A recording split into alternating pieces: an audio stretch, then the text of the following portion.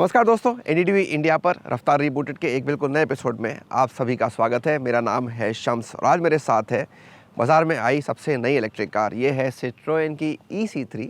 इसका petrol model 2022 में company ने बाज़ार में लॉन्च किया था और अब इलेक्ट्रिक कार आ गई है 320 किलोमीटर्स की रेंज के साथ। आज के शो में देखेंगे इस कार का रिव्यू, लेकिन उससे पहले बात करेंगे एक नई मोटरसाइकिल की जो है रॉयल एनफील्ड की सुपर मीटियोर 650। हमने इसकी भी सवारी की है और दिखाते हैं कैसी है ये बाइक।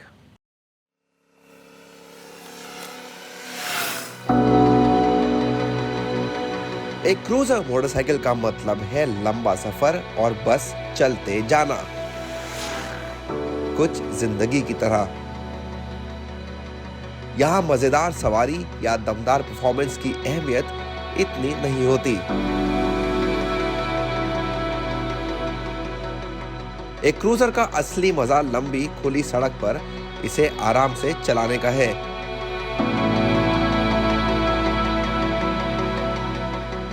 और इसी काम के लिए बनाई गई है रॉयल एनफील्ड सुपर मीटियोर 650। तो मिलिए finally royal Enfield super meteor 650। जी हाँ, रॉयल एनफील्ड का नया 650cc क्रूज़र ऑफ कोर्स, लेकिन सुपर मीटियोर नाम ऑल न्यू नहीं है क्योंकि रॉयल एनफील्ड का 1956 से 62 तक इंग्लैंड में एक सुपर मीटियोर 700 मैन्युफैक्चर की गई थी। लेकिन ये 21st सेंचुरी की नया सुपर मीटियोर 650 है। जी हाँ, 650 क्योंकि इसका इंजन है इंटरसेप्टर 650 और कॉन्टिनेंटल GT 650 से शेयर किया गया है, लेकिन बाकी सब कुछ नया है। नया फ्रेम, नया स्विंग आर्म, नया सस्पेंशन, ब्रेक्स, व्हील्स, टायर्स, सब कुछ नया है। और ये मॉडल रॉयल एनफील्ड का फ्लैगशिप मॉडल यानी कि सबसे महंगी मॉडल है, top of the line model अब तक के नया सुपर मीटियोर 650।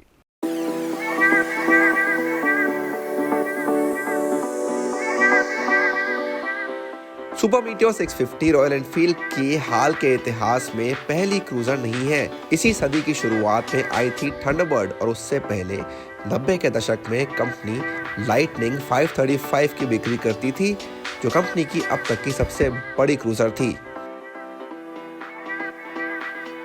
और अब आई है सुपर मीटियोर 650 जो बेहद खूबसूरत दिखती है।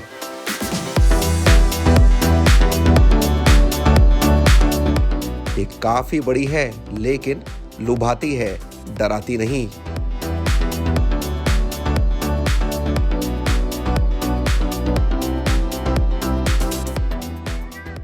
इसका रुख, आकार और डिजाइन इसकी रॉयल एनफील्ड की फ्लैगशिप बाइक होने की ओर इशारा करते हैं। इंजन को छोड़कर जो इंटरसेप्टर 650 और कॉन्टिनेंटल GT 650 से लिया गया है, यहाँ तकरीबन सब कुछ बिल्कुल नया है। LED हेडलाइट कंपनी की किसी 650cc की बाइक में पहली बार दिखी है और अपसाइड डाउन फ्रंट फोक्स भी नए हैं जो शोवा से लिए गए हैं। बटनों पर ब्रश्ड एल्यूमिनियम फिनिश है। वहीं ट्रिपल क्लैंप और फ्यूल फिलर लिड की क्वालिटी भी बढ़िया लगती है। अलॉय व्हील्स के साथ ट्यूबलेस टायर दिए गए हैं। जी हाँ, यहाँ आपको वायर स्पोक पहिए नहीं मिलेंगे। इंस्ट्रूमेंट कंसोल मीटियोर 350 से लिया गया है, साथ ही ट्रिपर नेविगेशन पॉड भी लगा है। बेस वेरिएंट एक नेकेड है, जबकि एक टूरर वेरिएंट भी है जिसमें स्टैंडर्ड विंडशील्ड, टूरिंग सीट और पिलियन बैकरेस्ट मिलता है। इसके अलावा आप कई सारी जेन्युइन मोटरसाइकिल एक्सेसरीज के साथ सुपर मीटियोर को कस्टमाइज भी कर सकते हैं। बनावट के मामले में ये रॉयल एनफील्ड की अभी तक की सबसे शानदार बाइक लगती है।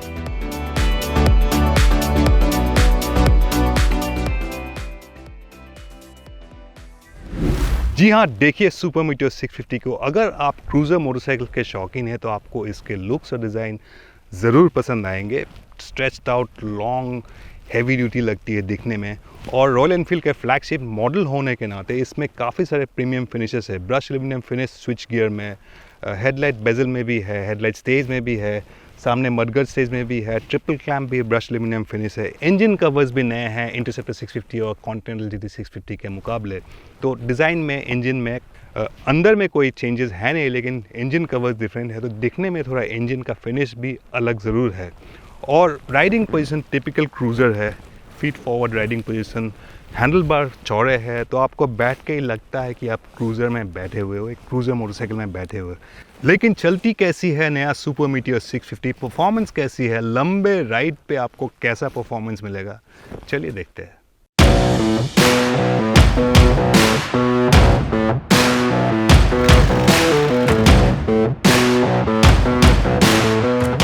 शुरुआत से ही सुपर मीटियोर 650 जाना पहचाना एहसास देती है।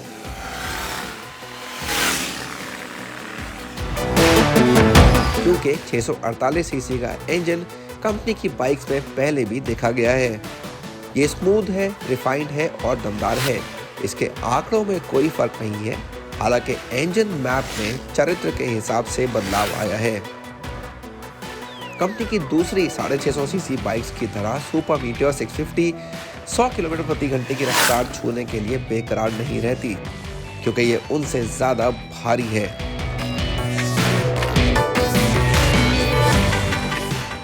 खुली सड़क पर बाइक की परफॉर्मेंस में कोई कमी नहीं लगती।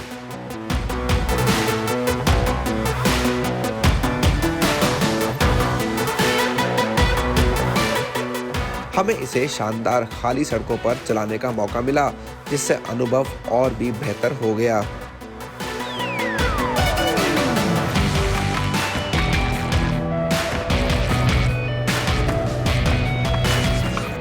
तो परफॉर्मेंस की बात करें तो इंजन वही है, रिफाइनमेंट वही है, काफ़ी अच्छा परफॉर्मेंस है, लेकिन पिकअप के मामले में ये काफ़ी भारी है इंटरसेप्टर 650 और कॉन्टिनेंटल GT 650 से।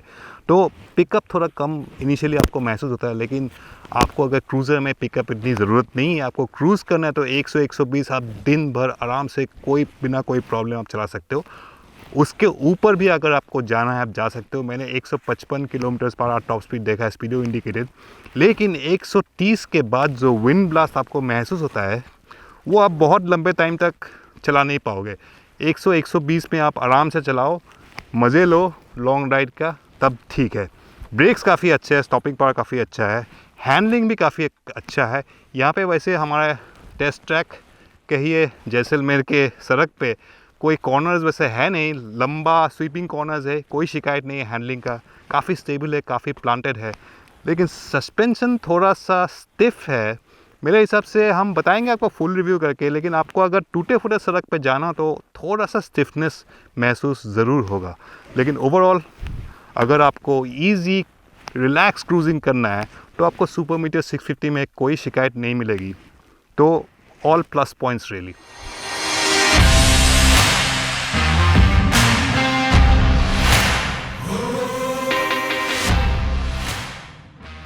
सुपर मीटियोर 650 बढ़िया दिखती है, इसका निर्माण भी शानदार है, जिसकी चर्चा होनी चाहिए।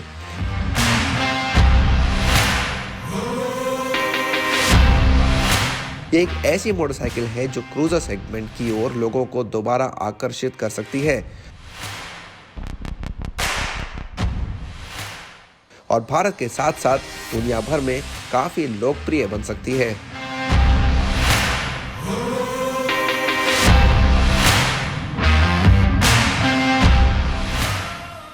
तो सवाल ये है कि आपको सुपर मीटियोर 650 खरीदना चाहिए या नहीं। अगर आप रॉयल एनफील्ड के फ़ैन हो, आपको क्रूज़र स्टाइल मोटरसाइकिल पसंद है, आप ज़रूर एक बार सुपर मीटियोर 650 टेस्ट राइड कीजिएगा, शायद आपको पसंद आ जाए। ऐसे सड़क में तो आपको अगर रिलैक्स क्रूजिंग करना है तो काफ़ी पसंद आएगा। इसका रिफाइन इंजन है, काफ़ी कुछ शिकायत वैसे है नहीं। अगर आपको एक मोटरसाइकिल खरीदना है, आपको दोबारा मोटरसाइकिलिंग शुरू करना है, कभी कभार चलाना है, आपको क्रूज़र ही लेना है और बहुत पैसे खर्च नहीं करना है, तब भी आप सुपर मीटियोर 650 खरीद सकते हो। लेकिन अगर आपको एक ही बाइक खरीदना है, आपको कम्यूटिंग करना है, ऑफिस जाना है, कॉलेज जाना है, वीकेंड राइड पे जाना है, लंबा राइड पे जाना है, रोज़मर्रा आपको ऊबर खाबर रोड पे भी जाना है, ट्रैफिक में भी चलाना है, उसके लिए आपको थोड़ा सा इंतज़ार करना पड़ेगा। हम आपको रियल वर्ल्ड कंडीशन में चला के बताएंगे फुल रिव्यू में। ये पहला इंप्रेशन हमारा काफ़ी पॉजिटिव है, तो overall quite a nice bike.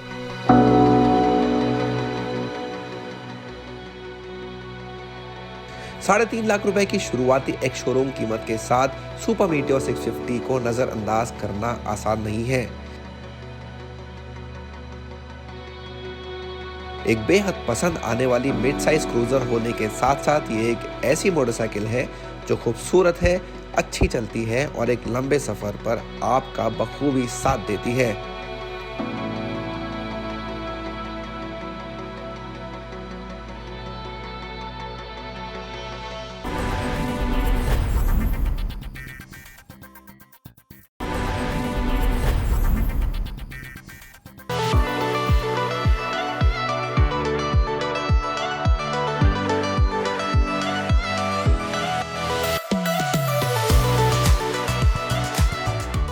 Electric कारें तेजी से भारत में कई लोगों को आकर्षित कर रही हैं और कार जितनी सस्ती हो उतना ज़्यादा ध्यान खींचती है।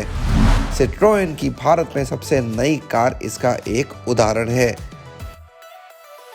बाजार में C3 हैच को लॉन्च करने के महज 6 महीने बाद फ्रांसीसी कार निर्माता अब इसका एक इलेक्ट्रिक मॉडल लेकर आई है जिसे EC3 नाम दिया गया है। ये C5 A-Cross और C3 के बाद भारत में कंपनी की तीसरी कार बन गई है। अगर लुक्स की बात करें तो इलेक्ट्रिक C3 काफ़ी हद तक पेट्रोल C3 की तरह ही दिखती है। हालांकि कंपनी ने कभी नहीं बोला कि ये एक SUV या मिनी SUV है, लेकिन ये हर तरह से एक SUV का एहसास भी आपको दे देती है। तो चाहे हाई ग्राउंड क्लियरेंस हो या क्लैडिंग का इस्तेमाल हो चारों तरफ कार पे, या रूफ रेल्स हो, सब कुछ आपको यहाँ मिल जाता है, तो वो SUV का एहसास बरकरार रहता है। जो DRLs हैं हमेशा की तरह शानदार दिखती हैं, पहले भी दिखती थी, इलेक्ट्रिक में भी दिखती हैं।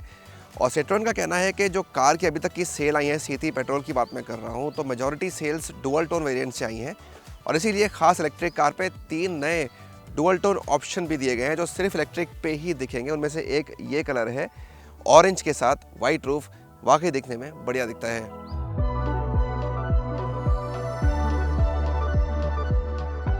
कार को एक्सक्लूसिव लुक देने के लिए कुल मिलाकर 3 एक्सटीरियर पैक के साथ 47 कस्टमाइजेशन विकल्प मिलते हैं। साथ ही आप 70 एक्सेसरीज और 2 इंटीरियर थीम से भी चुन सकते हैं। कैबिन भी काफ़ी हद तक पेट्रोल मॉडल के समान है, लेकिन यहाँ कुछ अहम बदलाव भी हैं। कैबिन भी काफ़ी हद तक सेम है अगर इसको आप पेट्रोल कार से कंपेयर करते हैं। हालांकि एक अहम फ़र्क इंस्ट्रूमेंट क्लस्टर में है, जाहिर सी बात है, क्योंकि यहाँ पे आपको इलेक्ट्रिक एलिमेंट्स की जानकारी मिल जाती है। तो रेंज कितनी बची है, ड्राइविंग मोड कौन सा चल रहा है, रीजन किस तरह से काम कर रहा है, वो सब आपको मीटर कार चलते वक्त बताता रहता है। जो बड़ी 10 इंच की टच स्क्रीन है वो बिल्कुल पहले जैसी ही है, बढ़िया दिखती है, अच्छे ग्राफिक्स हैं, इस्तेमाल करना आसान है और इसमें आपको वायरलेस एप्पल कारप्ले और एंड्रॉयड ऑटो भी मिल जाता है, एक अच्छी बात है। EC3 में आपको कनेक्टिविटी के भी करीब 35 फीचर्स मिल जाते हैं, जो एक अच्छी चीज़ है। लेकिन एक बात कहनी होगी कि कुछ फीचर्स जो कार में अभी तक नहीं देखे गए थे, पेट्रोल कार की बात कर रहा हूँ, जैसे क्लाइमेट कंट्रोल है या इलेक्ट्रिक आउटसाइड मिरर्स हैं, इस तरह के फीचर्स को देने के बारे में कंपनी इस कार में सोच सकती थी, लेकिन पेट्रोल की तरह यहाँ भी वो फीचर्स नहीं दिए गए हैं।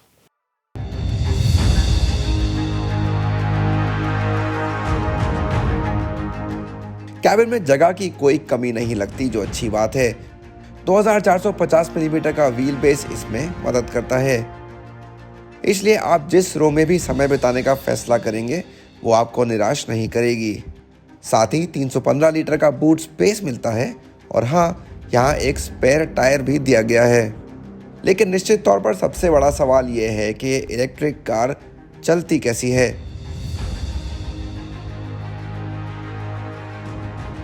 सिट्रोएन ने फैसला किया कि इसकी पहली सवारी हम शहर की भीड़भाड़ से दूर एक टेस्ट ट्रैक पर करें। सबसे पहले बात कर लेते हैं आंकड़ों की नई EC3 में। तो यहाँ पे आपको एक 29.2 किलोवाट आवर की बैटरी मिलती है, जो इम्पोर्टेंटली टियागो EV और टिगोर EV दोनों में लगी बैटरी से बड़ी बैटरी है साइज़ में। तो करीब 56 bhp की मैक्सिमम पावर मिल जाएगी और 143 Nm का पीक टॉर्क मिल जाएगा। और ये आंकड़े अच्छे इसलिए हैं क्योंकि आपको पूरा टॉर्क शुरू से ही मिल जाता है। तो स्पेशली अगर आप सिटी में इस कार को यूज़ करेंगे तो ये आंकड़े काफ़ी लगेंगे। हाँ, शायद अगर इसको हाईवे पे लगेंगे तो आपको लगेगा आपको थोड़ी और पावर की ज़रूरत थी कार के अंदर, बट सिटी के अंदर ये काफ़ी बढ़िया आंकड़े हैं।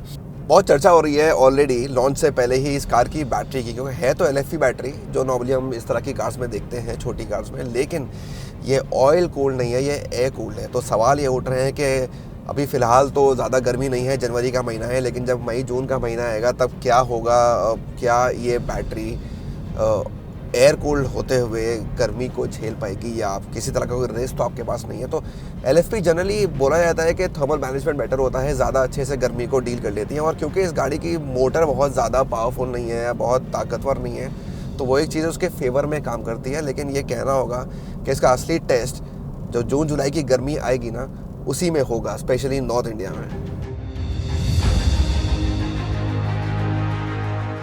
एक टेस्ट ट्रैक कार के पिकअप का परीक्षण करने के लिए एकदम सही जगह थी, और कार वास्तव में तेज है।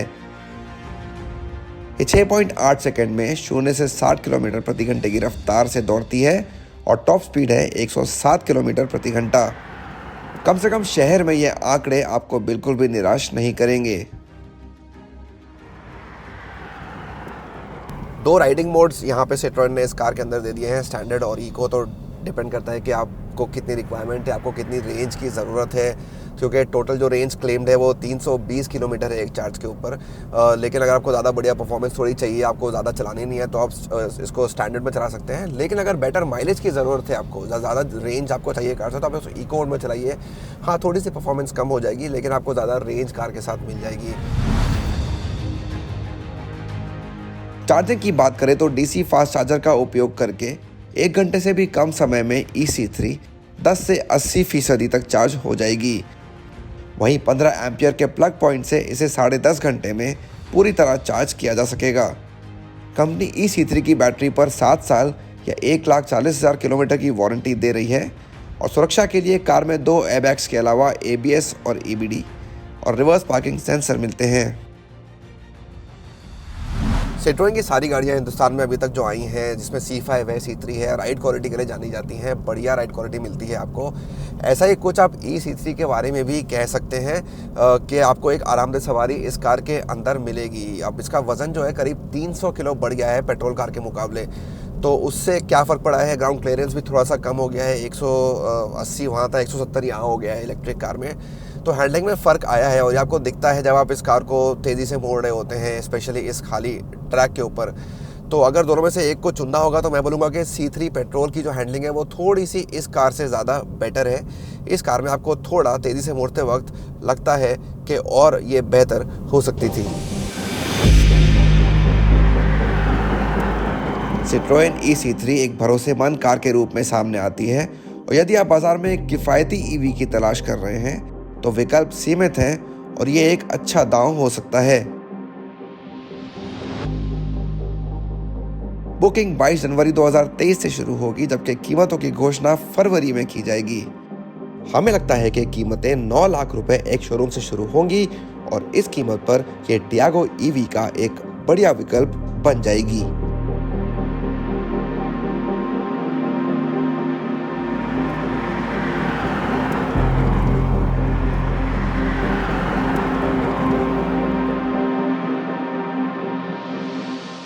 तो रफ्तार रिबूटेड के आज के इस एपिसोड में बस इतना ही। आपको हमारे आज के दोनों रिव्यू कैसे लगे, रॉयल एनफील्ड सुपर मीटियोर 650 और सिट्रोएन EC3, हमें ज़रूर बताइए। ट्विटर पे हमारा हैंडल है कार एंड बाइक हिंदी।